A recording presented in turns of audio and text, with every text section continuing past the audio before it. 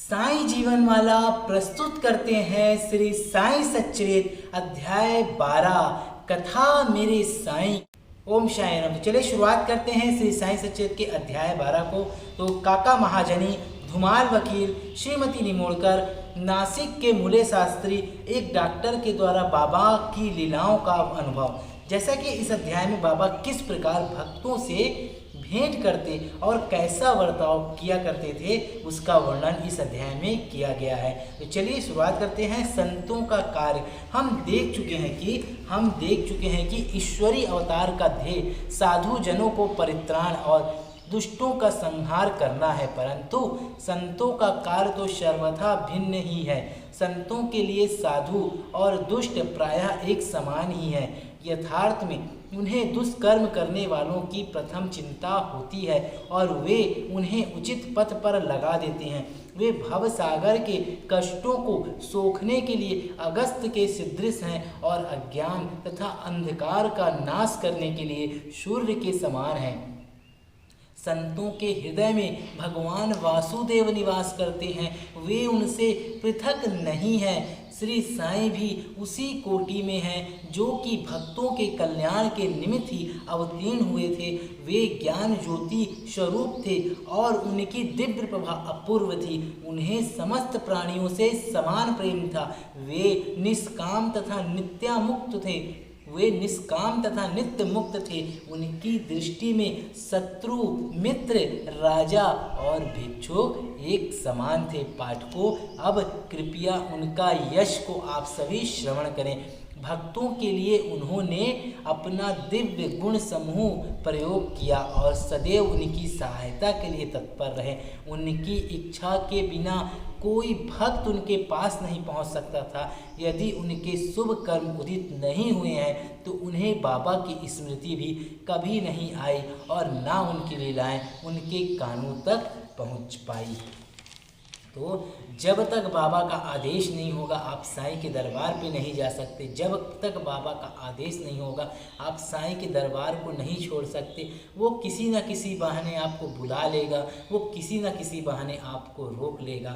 ऐसे हैं शिरडी के साईं के चमत्कार। तब फिर बाबा के दर्शनों का विचार भी उन्हें कैसे आ सकता था। अनेक व्यक्तियों को श्री साईं बाबा के दर्शन की इच्छा होते हुए भी उन्हें बाबा के महासमाधि लेने तक कोई योग प्राप्त ना हो सका। अतः ऐसे व्यक्ति जो दर्शन लाभ से वंचित रहे हैं, यदि वे श्रद्धापूर्वक साईं लीलाओं का श्रवण करेंगे तो उनकी साईं दर्शन की इच्छा बहुत कुछ सीमा तक तृप्त हो जाएगी। भाग्यवश यदि किसी को किसी प्रकार बाबा के दर्शन हो भी गए तो वह वहाँ अधिक ठहर ना सका। इच्छा होते हुए भी केवल बाबा की आज्ञा तक ही वहाँ रुकना संभव था और आज्ञा अगर मिल गई तो वह स्थान छोड़ देना भी आवश्यक हो जाता था। अतः यह सभी उनकी शुभ इच्छा पर अवलंबित था। काका महाजनी। एक समय काका महाजनी बम्बई से शिरडी पहुँचे। उनका विचार एक सप्ताह ठहरने और गोकुल अष्टमी उत्सव में सम्मिलित होने का था। दर्शन करने के बाद बाबा ने उनसे पूछा, तुम कब वापस जाओगे? उन्हें बाबा के इस प्रश्न पर आश्चर्य सा हुआ। उत्तर देना तो आवश्यक ही था, इसलिए उन्होंने कहा, जब बाबा आज्ञा दे। बाबा ने अगले दिन जाने को कहा। बाबा के शब्द कानून थे जिनका पालन करना नित्यांत आवश्यक था। काका महाजनी ने तुरंत ही प्रस्थान किया। जब वे बम्बई में अपने ऑफिस पहुँचे तो उन्होंने अपने सेठ को अति उत्सुकतापूर्वक प्रतीक्षा करते पाया। मुनीम की अचानक ही अस्वस्थ हो जाने के कारण काका की उपस्थिति अनिवार्य हो गई थी। सेठ ने शिरडी को जो पत्र काका के लिए भेजा था वह बम्बई के पते पर उनको वापस लौटा दिया गया। तो देखिए, बाबा को सब पता था कि भक्त का इंतजार उसका सेठ कर रहा है और उसके बिना काम सब रुका हुआ है। और उन्होंने बाबा के भक्त को काका महाजनी के सेठ ने काका महाजनी को शिरडी में पत्र भी लिखा था कि जल्द से जल्द आप वापस आ जाएं। उनके पहुंचने के पहले ही, मतलब पत्र के पहुंचने के पहले ही काका महाजनी वहां चले गए और उनका पत्र वापस उस पते पे चला गया। तो ऐसे थे साईं के चमत्कार, जो बाबा को दिल से मानते हैं, बाबा उसके सारे कष्टों को दूर कर देते हैं। कहते हैं ना, कौन छुएगा मेरे भक्त की परछाई, कौन छुएगा मेरे भक्त की परछाई, जिसको बचाने वाला बैठा है शिरडी का साईं, जिसको बचाने वाला बैठा है शिरडी का साईं। चलिए आगे की कथा को जारी रखते हैं। भाऊ साहेब धुमाल। अब एक विपरीत कथा सुनिए आप लोग। एक बार भाऊ साहेब धुमाल एक मुकदमे के संबंध में निफाड़ के न्यायालय को जा रहे थे। मार्ग में वे शिरडी उतरे। उन्होंने बाबा के दर्शन किए और तत्काल ही निफाड़ को प्रस्थान करने लगे, परंतु बाबा की स्वीकृति प्राप्त ना हुई। उन्होंने उन्हें शिरडी में 1 सप्ताह और रोक लिया। इसी बीच इनमें निफाड़ के न्यायाधीश उदय पीड़ा से ग्रसित हो गए।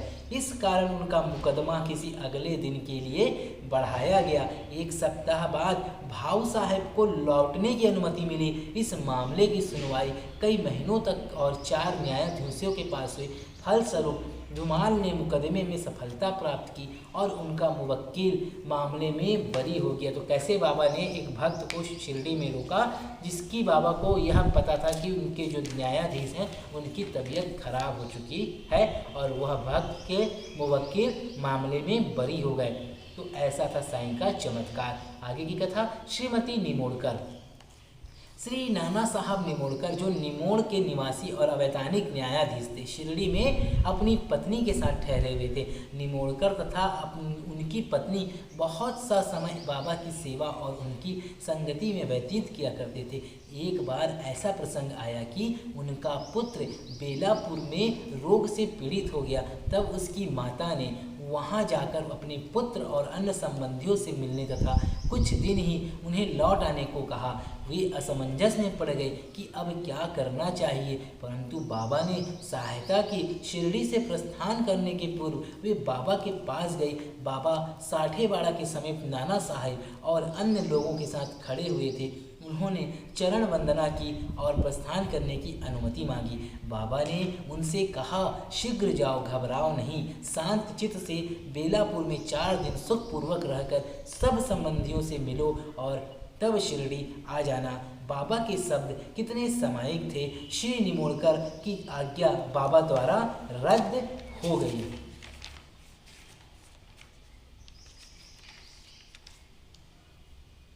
आगे की कथा। नासिक के मूले शास्त्री ज्योतिषी और डॉक्टर की कथा को हम अगले भाग में आप लोगों को बताएंगे।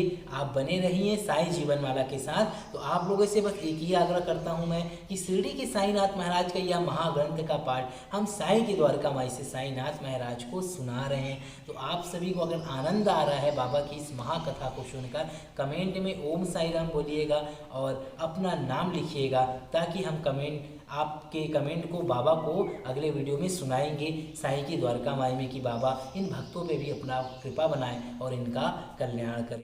श्री साईं सच्चरित्र अध्याय 12 की